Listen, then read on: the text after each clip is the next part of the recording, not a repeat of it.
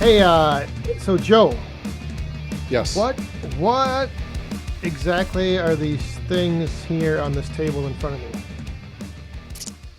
Glad that you asked. To your left is a deck of tarot cards.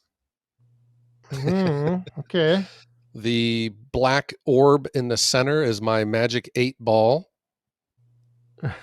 Okay. and it is sitting on top of my daughter's Ouija board. Oh, I thought I recognized that.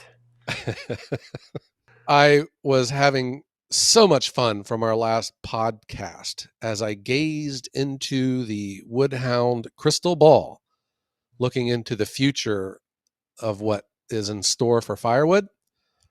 I thought I would bring along some help here and we can continue that discussion, and not just about the the wood. We kind of stuck to firewood as in burning it. Yeah. But there's just so much more, Dan, about what's in store for the firewood industry, the machines, the splitters and processors and chainsaws. Yeah. And potentially your poof machine. Oh, Yeah. Dan, you stick with me. We're going to invent this poof machine, and we will rule the world. Oh, I'm ready. I'm all in. I Hmm. I I can see the potential and it is definitely needed. Yeah, I I still this has been a recurring theme on my YouTube channel about having a poof machine, but the one technology that does not exist, and I believe that it is possible. Serious, we can put robots on Mars. I think we should be able to invent a firewood stacking machine. Oh, yeah. I know there's a lot of alternatives out there as far as like not necessarily stacking in a row, but like Yeah. tossing wood into a like one of those pallet wrappers. Have you ever Yeah. seen those? I mean, Yep. but yeah, that would be nice to have some type of robotic automated process that can Yeah. take the wood and stack it. I think it's possible. I don't know. Am I asking for too much here? When you think about all of the labor that's involved in making firewood, and depending on the kind of machines that you have, and if you still want a desire to stack it, it doesn't matter how many machines you have. All of that labor is now awaiting you to stack it. Yep, it's sitting there waiting at the end of the line. Yeah, all the efficiencies and labor savings of machines on the front end of the process, it just gives you even more work on the back end where you got to stack it. And if I'm looking into this crystal ball here, and let's flip over a couple tarot cards here, but I'm just saying, I see a stacking machine in the future of firewood. Oh, yeah. Although, that process of stacking allows you to fully take in and appreciate that work that you've done up until that point. You don't want to be able to just, go out there and have everything be easy with firewood, do you? I mean, Dan, I have a secret to tell you. I am done appreciating. I need stacking. Yeah, I need stacking, and I need it now. And I'm serious. We have cars that drive for us, and yeah. refrigerators that tell us when we're low on milk, and Yep. uh, computers that adapt and learn. I Why can't we get a machine that stacks firewood?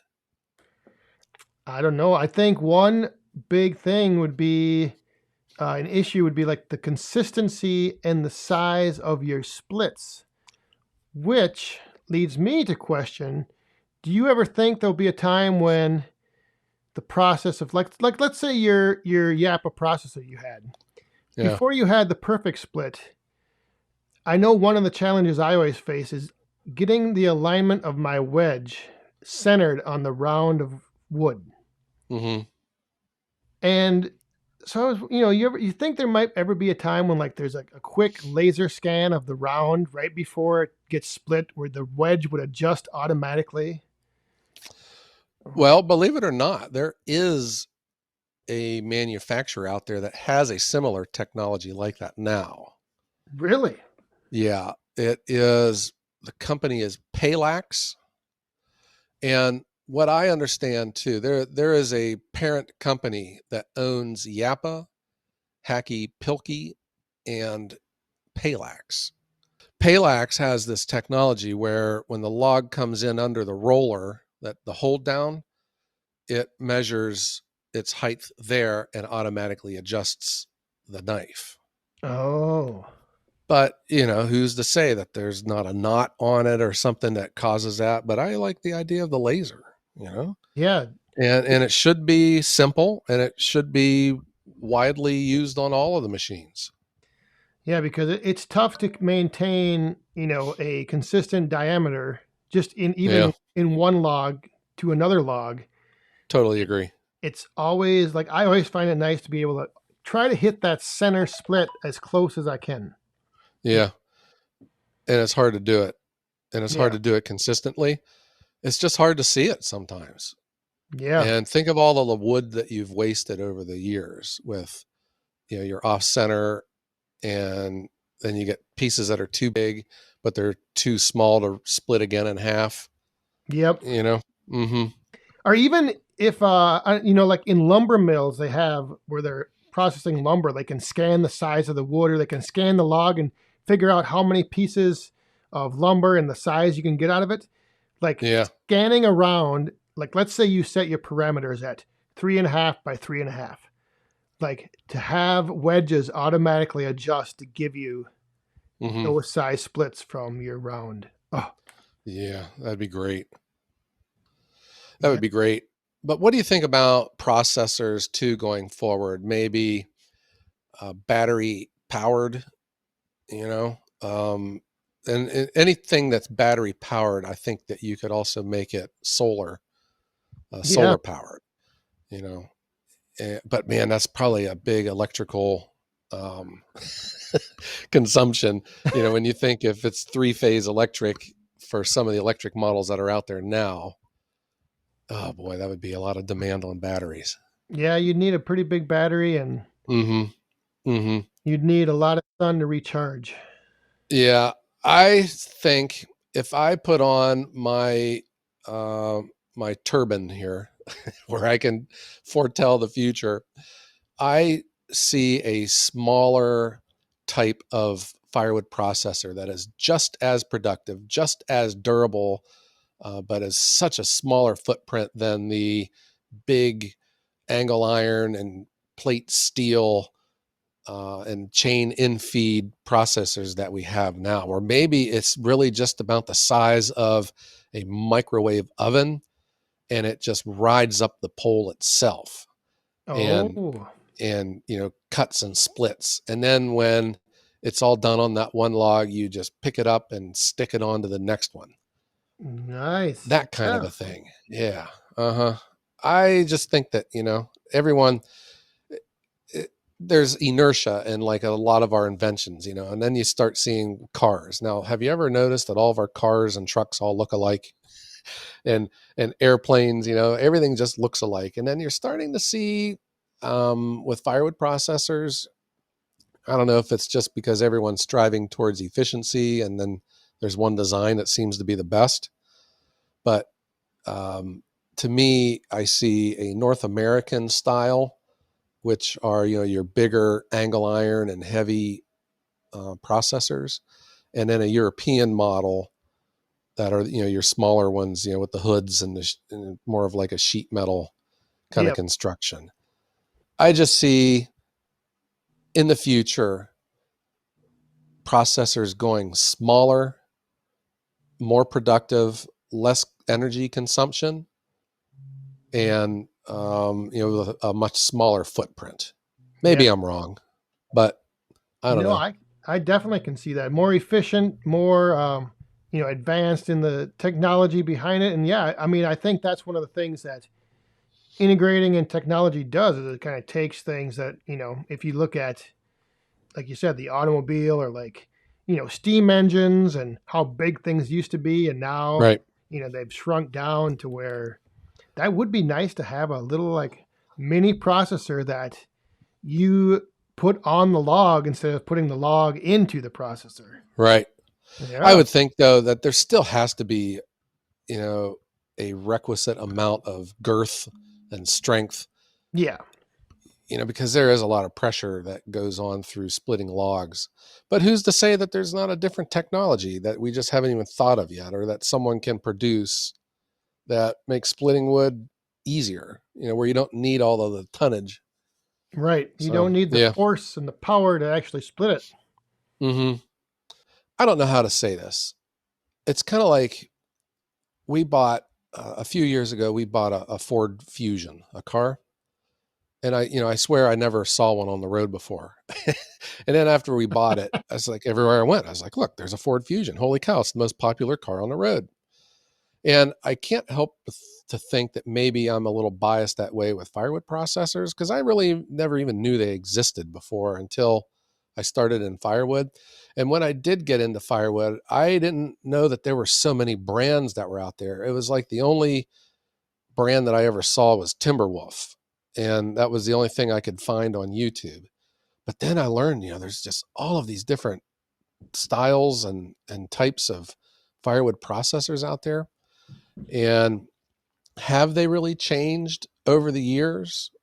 Maybe. There's, I think, some creature comforts that are added to them, air conditioned cabs, cup holders. Yes. you know, I see some of the bigger models where the operator sits in a cab, so they're not as hands on with the wood. They have like levers that spin the log if it lands crooked, that kind of Yep. stuff. Those I'm sure didn't come out overnight. No. It wasn't until they saw that there's an actual need for that, or that trap door that shoots the offcut out the side. Yeah. Instead of you having to run it through the splitter, and those are the ones that usually get turned sideways and jam up. Yeah, there's Yeah, there's all kinds of those options and those features that, and like you said, just the different variety of, there's processors that you can hook your own chainsaw up to, and it pulls the log in with a cable. There's all those, yeah, it's just such a wide range. But uh-huh, there is starting to, I think, become like a standard, kind of like with, how with like the automobiles that never used, like power windows were like the new thing. And, you had to, not all the cars had them, but nowadays it's just standard. yeah. It's like the dimmer switch Yes. for your high beams used to be on the floor. Yep. And then I still remember my first car that it was on the steering column. And man, talk about how tough it was to drive by having to get your foot up onto the steering column to put your high beams on. Once you lost that flexibility, you Yeah. you were done. Uh-huh. I know. Yeah. I also think too that when I look at, I'm still talking about firewood processors, but this could relate to everything. It seems to me that when we cut down a forest that has never been touched before, there's some really big trees. And then when we reforest and they grow, it seems that there would be a tendency going into the future that our average diameter of trees is smaller, Yeah. which to me would think that the smaller processors would become more desirable. Yep.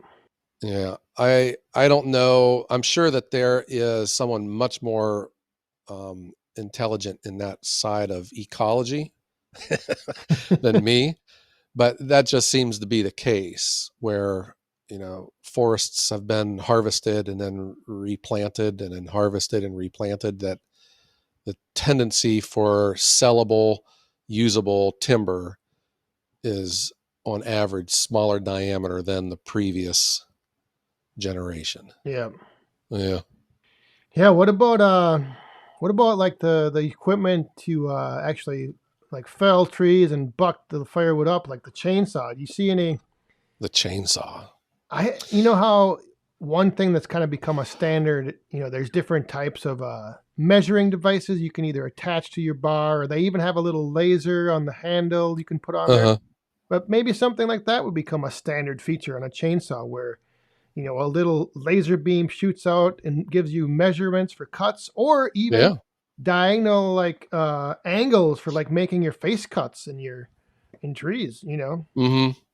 Or an integrated headphones for, PPE, your hearing protection, Yeah. but it has like audible tones to let you know if your next cut is at the distance that you wanted it to be at, Yeah. or if your chain is getting really close to the ground and it's time to stop and roll the log over. Huh? Yeah, I I think can see that through my crystal ball. Yeah. I don't know who would ever put that to use. I mean, come on. Who? Or chains that don't go dull when you run them into the ground. Oh, Better yet. yes. Yeah. How about the transition away from the two stroke to a four stroke chainsaw? I wonder if that will there be a day where there's no more two stroke engines? Ooh, I don't know. Yeah. Hmm. I don't understand the science and the power, the output and the needs for that. But the only experience that I had was we grew up with a two stroke snowblower, and it was wicked, you know. And a few years back, we bought a four stroke snowblower, and I was impressed. I didn't think it was going to be any good at all, but it's powerful and it runs nice. So I don't know if, and I think that would probably be driven by air quality needs. I think Yeah, four strokes are less, create less pollution than a two stroke because of the oil and the gasoline, I guess. But yeah, or I don't know. even more towards the what you mentioned earlier, the battery A power battery, yeah, battery power powered. pack. I mean, Yeah, I have one, and it works exactly for what I need it to do, which is to make about 15 to 20 cuts in a session. It's really cool. I like it a lot. But I would never, it could never be my saw, if I was going out in the woods and stuff, yeah, because, yeah, you use a battery gets hot, then it quits running, that kind of stuff. But, I also say, battery technology is really improving and it's changing like every 5 to 10 years. There's a new chemistry that comes out and it just makes the old batteries obsolete. So I think battery power is probably still in the future, and that's one of the benefits of battery power is that you can use solar to charge it back up. yeah. Uh huh. A solar powered firewood processor. Oh, So yeah, that so does you have sound a nice. battery powered chainsaw and you have a solar panel that goes on your helmet. Or you remember Gilligan's Island with the bicycle that you'd sit on and pedal it to power the washing machine. You'd have a you'd bring your wife out with a treadmill or a stationary bike, then she can pedal, and that would power the battery in your chainsaw. Ooh, I've actually seen a video of a bicycle that was the rear tire was replaced with a saw blade, and it was like a buzz saw. And Yeah, so the wife was riding the bike, and the husband was pushing the limb into the buzz saw and cutting that's it. hilarious. Yeah. I always laughed when with treadmills. Why do treadmills use electricity? In my opinion, treadmills should generate electricity. Very interesting point. Yeah, Yeah, yeah. I don't know. Just a random observation. I like those. I like those random thoughts of It's kind of like why does a why why does a nose run and feet smell? Hmm. Interesting. Yes. I think this is all an indicator of the need to invent a wood stacking machine. We're spending way too much time by ourselves stacking wood and coming up with these Silly ideas. Yes, Hmm. I've flipped over this tarot card here, and I think that's exactly what it's saying. We need to invent a firewood stacking machine. Yeah, the Ouija board just spelled it out. But you got to think that someone somewhere out there has attempted this, or Yeah. I don't know. I, here's how I envision one. I envision a 3-point hitch with a hopper that goes on the back of a tractor. The tractor would straddle, your landscaping timbers that are laid down parallel at like 10 inches apart. And it's got these spinny wheels. It's got like a heavyish kind of a soft rubber, and it takes the log from the hopper and shoots it into a chute, and it just drops it right down onto the timbers. And the tractor sits there until a bunch of them falls into place, and then the tractor creeps forward and just keeps laying them down, laying them down, laying them down, and leaves you a nice, perfectly tall, 4 foot tall, perfectly plumb straight row of firewood. Bam. Mm, I like it. Uh-huh. Yeah, I've seen farm equipment that you drive around and it picks up hay bales and it brings them up onto a wagon or a platform and stacks them all. And then you go and you take that and it tips up vertically and it dumps and you have a big stack of bales. So Yeah. yeah, I kind of see that same thing, like wood falling into like almost like a backstop, Yeah. and then yeah, There's things out there now, and I've said this 1,000 times on my channel. They all have their strengths and weaknesses, but at the end of the day, I still think the best solution is to pay a high school kid $20 to stack a cord of firewood. And that's what I do. yep. Or what I'm sure, and I'm sure this is why the trend has probably gone this way, is to not even stack it at all and just, sell right Yeah. out of a pile. Yeah. I It's just the way you want to do business, whichever Yep. way you want to do it is fine enough for me. I want to sell seasoned value added firewood because I think it gives me the most return on my investment and my time. And there's no substitute for stacking firewood. None. Yeah. I recognize, putting them in bags is a lot faster, but I see a lot of moldy wood coming out of them. These IBC cages, exact same thing, and they're expensive. These wrapping machines and stuff, but I don't know. Everything costs and this and that, and Yeah.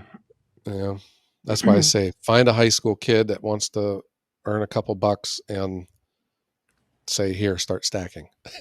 or have a few kids and make them stack. Yeah, good luck with that. Yeah,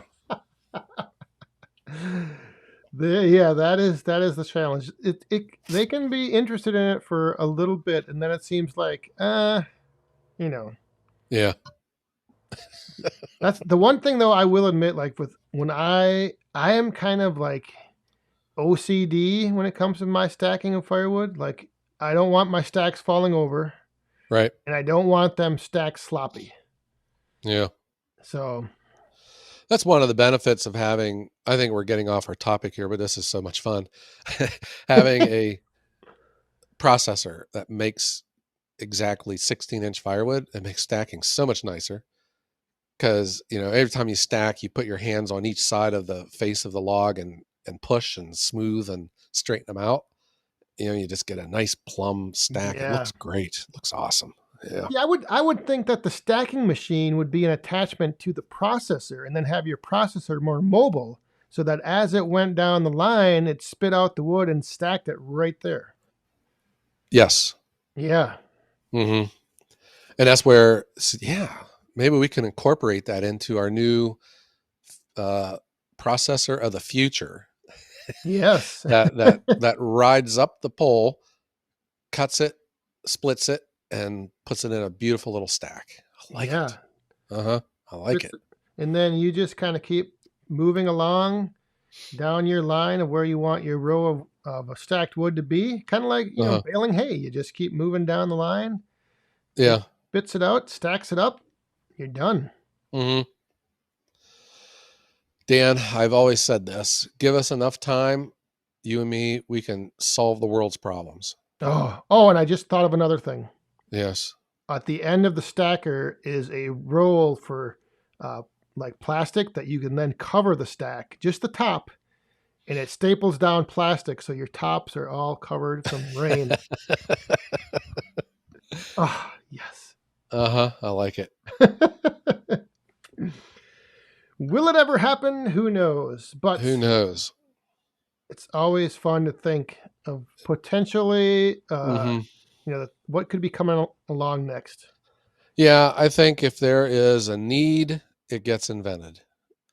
And it just seems like there's a need for a stacking machine. At least I need one. I need one. I've committed. I will never leave my firewood in a pile. In fact, we don't even call it firewood until it's stacked. No. So, yeah. So that's how important stacking is to us. I also think, too, it makes loading your truck so much easier than, and that's what with value added firewood, you're not scooping it up with a front end loader and dumping it into the back of a truck along with the 6 inches of soil that the Yeah. logs were sitting on top of. So stacking is the way to go. I get those free pallets. There's places, free pallets are everywhere. You just got to look for them. And we just lay them end to end and just go. Yep. Two rows per pallet. Yep. Have you ever seen one of those? They're like farm machinery. They're sprayers that drive like in cornfields. They got the really thin, tall tires. Have you ever seen those? Yeah. So you imagine now something like that drives along your stacked wood and loads it into your trailer. Oh. See, now Uh-huh. we're going full circle here. Yeah. Yes. Something that would load your wood right into your truck or trailer, measure it out as it went. So, Mm-hmm. if once it traveled 8 feet, it stops. I You like got it. scored. Yeah, the farmers can have a combine to harvest corn and put it into the trailer. So why can't we have one for firewood? Yes. Yeah. Why not? Yeah, just give us 50 years and we'll have it. I will use your famous line, come visit me in my nursing home. Yeah. Let me know when it's done. Yeah. All righty, Dan. Well, that was nice having this discussion. And let me put these tarot cards away before they catch on fire. Yeah, I don't like what that Ouija board is spelling out now. I don't know. It's spelling out Dr. Pepper, go home. Oh, is that what it is? I'm looking at it upside down. I'm seeing. Yeah. It says that there's a sale at J.C. Penney while supplies last. Yeah. Oh, but real quick, I just wanted to give a big shout out to the Woodhounds out there tuning in each week, because I don't know if you're aware of this, Joe, but there's in the world of all the podcasts, the Woodhounds podcast is actually in the top 5%. Yeah, I saw that. Isn't that awesome? Yeah, it's Yeah. amazing. Yeah. And I know that we would not have done this without our Woodhound friends out there. Yes. So thanks to everyone. If you are listening right now, thank you very much. Give yourself a big pat on the back. We appreciate it. All right, so let me find my guitar pick, and I will strike up this band. Strike up the band. And Dan and I want to thank everyone for tuning in and making the Woodhounds the world's #1 firewood podcast. Just imagine where that will be in the future. Well, you'll just have to keep checking back every Wednesday morning for a new episode. Yes, indeed. Well, Joe, again, great time. Great seeing you. Yes. So everyone out there, have a be cool, great day.